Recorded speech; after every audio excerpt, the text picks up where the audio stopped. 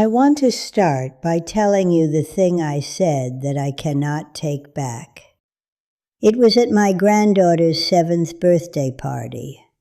My daughter-in-law had organized everything, the decorations and the food and the activities, and she had organized it in a way that was not how I would have organized it, and I said so.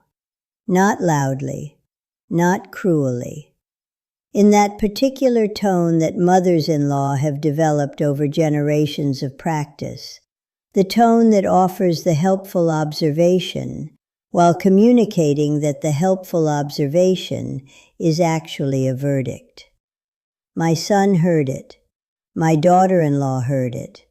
My granddaughter was too busy being 7 to notice, which was the only mercy. And in the weeks that followed, I watched the quality of my son's phone calls change. Shorter, more careful. The particular carefulness of a man who is managing 2 loyalties simultaneously, and who has decided, reasonably and correctly, that one of them is his primary obligation. I had been doing this for years. I understood that intellectually. But that birthday party was the first time I watched myself do it in real time and recognized it for what it was. Not helpfulness, not investment, not the legitimate expression of accumulated wisdom. It was control dressed as concern, and it was driving the people I loved most, steadily and predictably, away from me. My name is Dorothy. I am 84 years old. I have 2 children, a son named Michael who is 58, and the daughter-in-law situation I have just described, and a daughter named Joanna who is 55 and who lives 3 hours away and who has her own patterns with me that are different from Michael's, but that I have been equally responsible for creating. I am a retired secondary school teacher who spent 33 years in classrooms and who was, by every measure I could apply, effective and respected in that role. The skills that made me effective in that role, the directness, the high standards, the willingness to identify problems and name them clearly, translated into my family life in ways that had been quietly corrosive for longer than I was willing to admit. I want to tell you what I eventually understood, and what I did about it, and what changed. But first I need to tell you what the experience of being on the receiving end of my children's distance felt like, because I think that part is important, and because it is the part that drove me toward honesty when nothing else had. The distance was not dramatic. That is what made it so hard to address. There was no fight, no rupture, no moment of declared estrangement. There was just a slow withdrawal of the quality of contact that had been there before. Michael called on Sundays, but the calls were shorter and less personal. Joanna was warm when we were together, but the togetherness was increasingly infrequent, and the reasons given for the infrequency were always plausible. The grandchildren were presented to me at appropriate intervals, at holidays and some birthdays, with a regularity that looked from the outside like a healthy family relationship. From the inside, it felt like visitation. The scheduled, managed contact of people who have constructed an arrangement that satisfies the obligation without requiring genuine intimacy. I spent 2 years interpreting this as my children's failure. I assembled the evidence methodically, the way I had assembled evidence in classrooms when a student was underperforming and I needed to document the pattern before addressing it. I noted the shortened calls and the rescheduled visits and the quality of conversation at family gatherings. The way Michael's eyes tracked toward his wife in the particular way that said he was monitoring a situation. I built the case with the thoroughness of a professional problem identifier. The case I built was entirely correct on its facts and entirely wrong in its interpretation. What I was interpreting as my children's failure to value me was my children's reasonable response to a mother who had made it consistently clear that she had opinions about how they ran their lives, that she would express those opinions whether asked or not, and that the expression would come wrapped in the authority of someone who had spent 33 years being right about things in a professional setting where being right was the primary currency. I was not wrong in the way that bullies are wrong. I was wrong in the way that people who have been professionally effective and personally well-intentioned can be wrong, which is a harder kind of wrong to see clearly because it wears the costume of love. My friend Rosemary told me something during this period that I resisted for months before I could use it. She said, "Dorothy, you are a wonderful teacher and a difficult mother because they are not the same job, and you have been doing them both with the same toolbox." I asked her what she meant.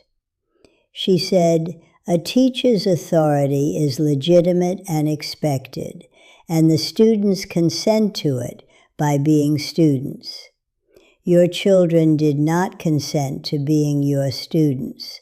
They consented to being your children, which is a different relationship with different terms. And the terms of that relationship include their right to make their own mistakes without your evaluation, and their own choices without your assessment." I did not like hearing this. I have been a person who is right about things for most of my adult life, and being told that the rightness was the problem was not comfortable information to receive. But Rosemary had known me for 45 years. She said it because it was true, and because she loved me, and because the alternative was to watch me lose my children from a cause I could correct if I was willing to look at it honestly. I chose to look at it honestly. What that required practically was a sustained and uncomfortable examination of the specific behaviors that were producing the distance. Not the general character diagnosis. I know I am direct. I know I have high standards. The specific behaviors. I started paying attention with the same methodical attention I had previously turned on my children's conduct to what I actually did in the moments that mattered. I noticed that I gave my opinion about my daughter-in-law's parenting choices in conversations that had not invited my opinion about parenting choices. I noticed that when Michael described a professional decision he had made, my first response was almost always a question that interrogated the decision rather than acknowledged it. I noticed that when Joanna talked about her relationship with her partner, I listened with a specific quality of listening that was actually evaluation, that was already sorting what she said into the categories of good choice and concerning choice, rather than simply receiving what she was telling me. None of this was malicious. All of it was destructive. The first thing I changed was the opinion giving, not permanently and not in all circumstances. Specifically, I stopped offering unsolicited opinions about my children's domestic and parenting choices entirely. Not fewer opinions. None. This was not a reduction. It was a policy, applied consistently, starting the week after the birthday party conversation, when I finally understood what I had been doing. The first time I almost broke the policy was at a family lunch about 3 weeks in. Joanna mentioned something about how she and her partner had decided to handle their finances, and everything in me wanted to say the thing I thought about that decision, which was a specific thing with specific reasoning behind it that I believed would be genuinely useful information. I did not say it. I said, "How is that going for you?" She talked about it for 10 minutes. She described the arrangement in more detail than she would have if I had offered my evaluation, because evaluation closes conversation and curiosity opens it. By the end of the 10 minutes, she had arrived, through her own description of the arrangement and its challenges, at the concern I had been going to voice. She named it herself. Then she talked through her thinking about how she was addressing it. She did not need my evaluation. She needed my interest. They are not the same thing, and I had been providing the first when the second was what she was asking for. I want to tell you something about the second thing I changed, because I think it is harder to describe and harder to do, and more important than the first. The second thing I changed was what I was asking the relationship to do for me. I had not examined this before Rosemary's conversation. I had been so focused on what I was giving and what I was not receiving that I had not looked at what I was expecting the relationship to provide that had nothing to do with my children. What I was expecting and what I had been unconsciously organizing my conduct toward was the particular confirmation that the teaching career had given me for 33 years. The confirmation of being the person in the room who knew the most, whose assessment mattered most, whose standard was the operative standard. The confirmation of authority. The confirmation of being right in ways that had visible, acknowledged effects. That confirmation was gone. Retirement had taken it, and I had been, without knowing it, trying to retrieve it from my children in a domestic context where it had never been appropriate, and where the attempt was causing damage I had not been willing to calculate. My daughter Joanna is not my student. She is a 55-year-old woman who has built a full and complicated and genuinely intelligent life. Her choices about her finances and her relationship and her career are not problems for me to evaluate. They are her life, which she is living with the full capacity of an adult who is doing her best with the information and values available to her. When I started receiving her life as her life, rather than as a series of decisions awaiting my assessment, the quality of our time together changed in ways that I noticed immediately, and that she noticed slightly later, and that she named. One afternoon when we were walking together, without my prompting, she said, "Mom, you seem different lately. You seem more interested in what I'm actually saying." I said, "I think I have been listening differently." She looked at me for a moment. She said, "Yeah, it feels like that." That was 8 months ago. In the 8 months since, Joanna and I have had conversations that I do not think we have had since she was a teenager, and the relationship was still organized around my authority being legitimate and expected. Conversations where she tells me things she is actually thinking, rather than the edited version she would have given me before, when she knew the unedited version would be evaluated.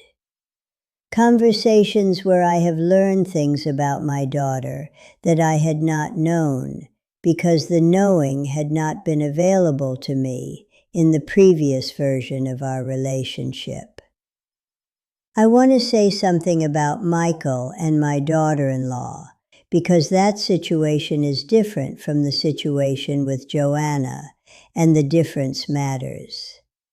My daughter-in-law's name is Priya. She is 56 years old, and she is, by any honest accounting, an excellent mother and a loving wife, and a person who has every reason to be wary of her mother-in-law's opinions, given the accumulated record of those opinions over the course of 30 years. I wrote Priya a letter, not a long one page. I said that I had been reflecting on the years of our relationship, and that I owed her an apology for the ways I had made her feel that her choices in her own home were subject to my evaluation. That this had been wrong of me, that I had understood it as involvement, but she had experienced it as intrusion, and she had been right about what it was, and that I intended to do better. She did not respond to the letter for 2 weeks. I did not follow up. I had said what I needed to say, and following up would have made the letter about my need for her response, rather than about her right to receive what I had said at her own pace. She called after 2 weeks. The call was 20 minutes and careful on both sides, neither of us quite sure of the new terrain. She said she appreciated the letter. I said I meant it. She said she knew. We talked about her daughter for a few minutes, ordinary grandmother and daughter-in-law conversation about a small person we both loved, and we said goodbye. The relationship is not transformed. 30 years of pattern does not dissolve in one letter and one 20-minute phone call. But something is different. Priya looks at me differently when we are in the same room. Not with the monitoring wariness I had become accustomed to, the quick assessment of what I'm about to say and whether it requires management. Something more like watchful openness, like a person waiting to see whether the new behavior will hold before she decides how much of herself to offer in response. I intend for the behavior to hold, not because I have become a different person, because I have understood something about which version of myself belongs in which room.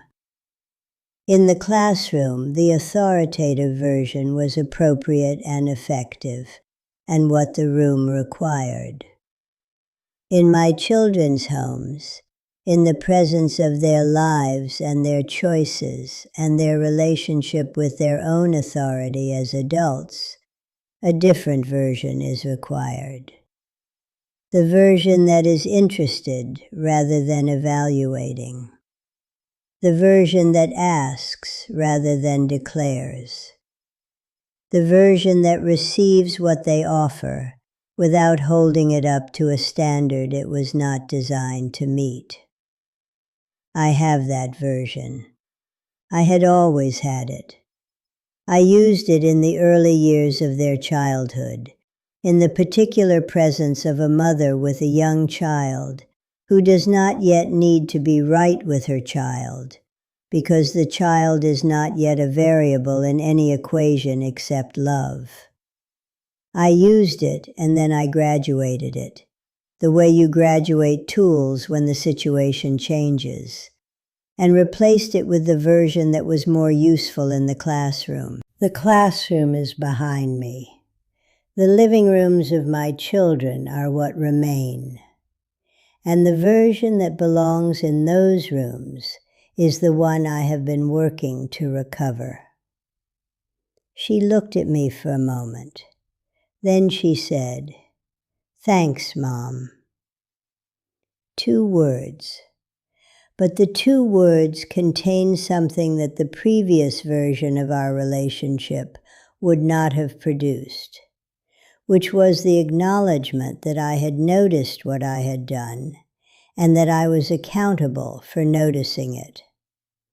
That accountability, in my experience of teaching and of every other relationship that matters, is what makes trust possible. Not perfection, accountability for imperfection. I am 84 years old. I taught for 33 years.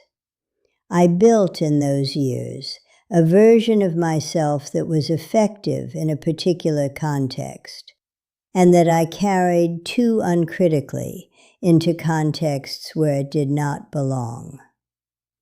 I am not ashamed of that version. She served a genuine purpose and she served it well, but she is not the version my children need at their tables and in their homes and in the ordinary texture of their adult lives.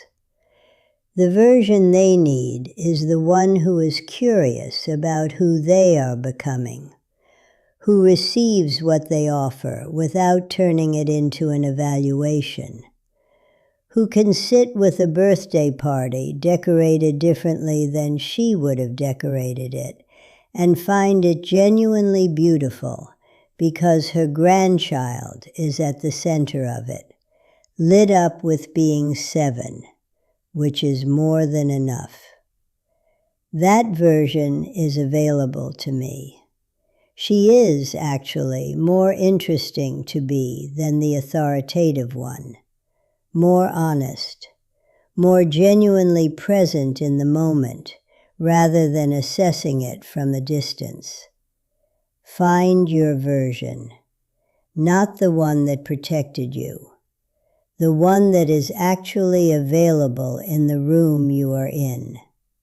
Stay calm, do less, ask more. Mean what you say when you say you are sorry. The relationship you want with your children is not gone. It is waiting for you to stop blocking it with the version of yourself that belongs somewhere else. Show up differently. They will feel it before you have to say anything. And when they feel it, they will come. I want to say something about the staying calm part of the title, because I think it is the piece that sounds simplest and is actually the most demanding. Staying calm when your child is dismissive or cold, or ignores something you have said with a quality of inattention that communicates its irrelevance, is not a natural response. The natural response is hurt, and hurt in mothers tends to express itself in one of 2 ways that both make things worse. It expresses itself as withdrawal, as the injured silence that is meant to be noticed, and that usually is noticed, and that produces guilt rather than genuine repair. Or it expresses itself as escalation, as the conversation that becomes a confrontation because the original slight has accumulated the weight of previous slights, and the combined weight finally exceeds what equanimity can hold. I know both of those responses. I have used both of them. What they have in common is that they make the relationship about my pain rather than about the actual state of the relationship. And a relationship organized around the management of your pain is not the relationship you want. The staying calm, the real version of it rather than the suppressed version, requires that you have done enough interior work that your sense of yourself is not primarily contingent on how your children are treating you in any given moment. This is not the same as not caring. You can care deeply and still not need any particular interaction to go a certain way in order to feel solid in yourself. I want to tell you how I got to something closer to that stability, because it did not come from deciding to feel it. It came from a practice I developed, unintentionally, in the year after the birthday party. I started writing. Not to my children, not to anyone, just to myself. Every morning for about 20 minutes, I wrote about what I was thinking and what I was feeling and what I had noticed and what I was trying to understand. Not a diary in the record-keeping sense, more like a conversation with myself that happened on paper, in which the version of me that knew things talked to the version that was confused, and the conversation, over time, produced something I could only describe as a clearer picture. In that clearer picture, I found several things that surprised me. I found that a significant portion of what I had been interpreting as my children's disrespect was my own anxiety about irrelevance projected onto their ordinary adult preoccupation with their own lives. They were not ignoring me. They were living. The living looked like ignoring because I needed attention that they were not providing at the moment I needed it, and I had been reading the gap between what I needed and what was available as a statement about my value, rather than as a simple fact about the competing demands on two busy people in their 40s. I found that I had conflated being right with being valued, that I had learned in 33 years of professional life to understand my worth in terms of my expertise and the acknowledgement of that expertise, and that in retirement, with the professional context gone, I had been seeking that acknowledgement in the only domain left to me, which was my children's lives. And my children's lives were not a professional domain. They were not asking for my expertise. They were not organized around the acknowledgement of my correctness. They were simply their lives, proceeding on their own terms, and my insistence on being the expert in them was a confusion of categories that was costing everyone involved. I found that I was lonely in a way I had not admitted, that the distance from my children was painful, not only because I loved them, but because they had become the primary site of my sense of mattering after retirement. And when that site became contested, I had responded by pressing harder for the thing I was losing, rather than by addressing the actual problem, which was that I had not yet found other sites of mattering to sustain me. This last finding was the most useful, because loneliness and the specific anxiety of mattering are addressable in ways that your children's conduct is not. You can address your own loneliness. You cannot fix your children. I started doing things that gave me other places to matter. I returned to the volunteer tutoring I had done sporadically before retirement and committed to it seriously, 2 afternoons a week, with a caseload of students that required from me exactly what 33 years of teaching had equipped me to give. I joined a reading group that met monthly and that contained women I found genuinely interesting, women whose company was stimulating rather than obligatory.